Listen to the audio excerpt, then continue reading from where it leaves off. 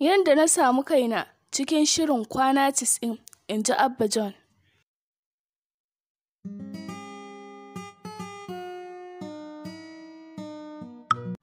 Duk wanda yake kallon shiri mai dogon zango na kwana 90 ba zai kasa sanin fitaccen jarumi Abba John ba saboda irin rawar da ya taka a cikin shirin.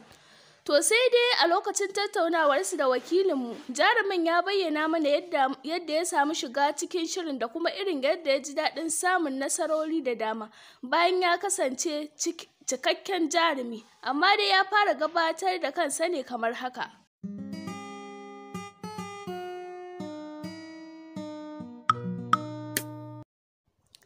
Ni sunana Abba Sa'id kuma ni dan asalin garin Samunaka ne ta jihar Kaduna, sai dai tun ina karami muka dawo garin Kaduna da zama, domin a haka anan nayi rayuwata ta har zuwa yanzu.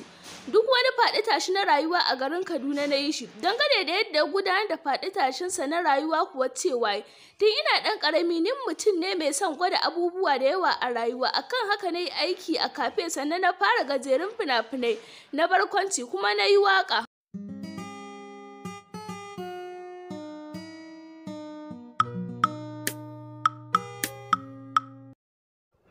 Dangane da yadda ya samu kansa kuwa a cikin kwana 90, Abba John cewa tun da farko na faɗa maka na yi waƙa, to akwai wani aboki na mawaƙi ne sai ya samu gayyata za a yi hira da shi a Arewa 24.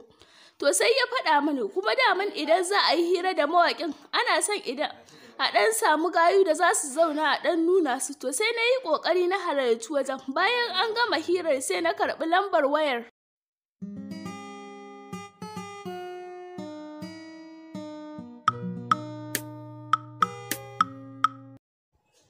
Nomus, to a haka ne muka fara magana da shi har na nuna masa ina sha'awar fitowa a shirin daɗin kowa. Sai suka ce ai shirin ya nisa, amma dai akwai wani shiri da za a fara nan gaba kaɗan, sunansa kwana 90.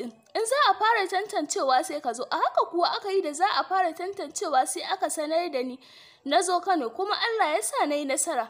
Ko da min kafin a fara ka taɓa yin wani fim a cikin masana'antar fina-finai ta Kannywood?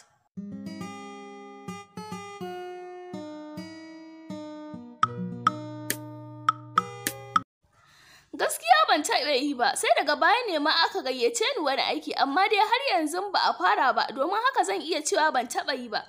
Yaya ka samu kanka a matsayin jarumi a shirin kwana 90? Gaskiya na ji daɗi kuma ina yin alfahari da hakan, domin kuwa wata nasara ce babba a gare ni.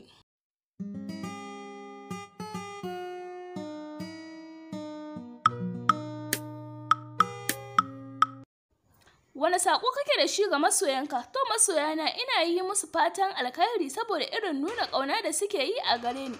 Domin haka ina tare da su a koda yaushe kamar yadda su ma suke tare da ni. Na gode, Allah ya bar zumunci, a cewar Abba John.